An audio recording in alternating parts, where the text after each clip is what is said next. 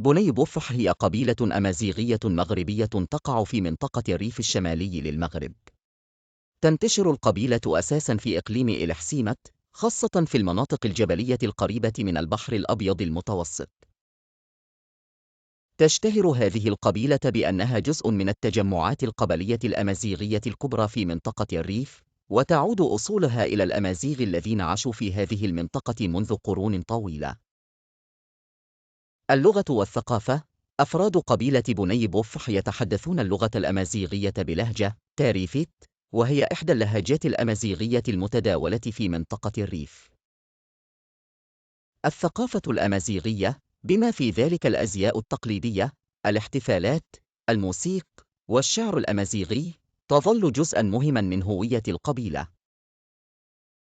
الاقتصاد: تعتمد بني بوفرح تاريخياً على الزراعة والرعي، حيث تزرع القبيلة محاصيل تقليدية مثل الشعير والقمح والزيتون.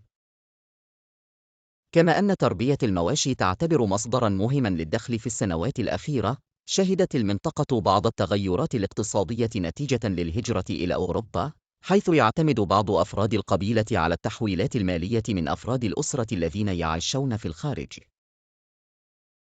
التاريخ والنضال: كان لأفراد قبيلة بني بوفح، مثل العديد من القبائل الريفية، دور بارز في مقاومة الاستعمار الإسباني خلال القرن العشرين. وقد كانت القبائل الريفية تحت قيادة الشخصيات التاريخية الشهيرة مثل عبد الكريم الخطابي، الذي قاد المقاومة ضد الاستعمار وحقق انتصارات كبيرة في معارك مثل معركة أنوال. بفضل موقعها الجغرافي بالقرب من البحر المتوسط، تتأثر منطقة بني بوفرح بالعوامل الاقتصادية والتجارية التي تأتي من الساحل، مما يجعلها واحدة من القبائل الهامة في منطقة الريف.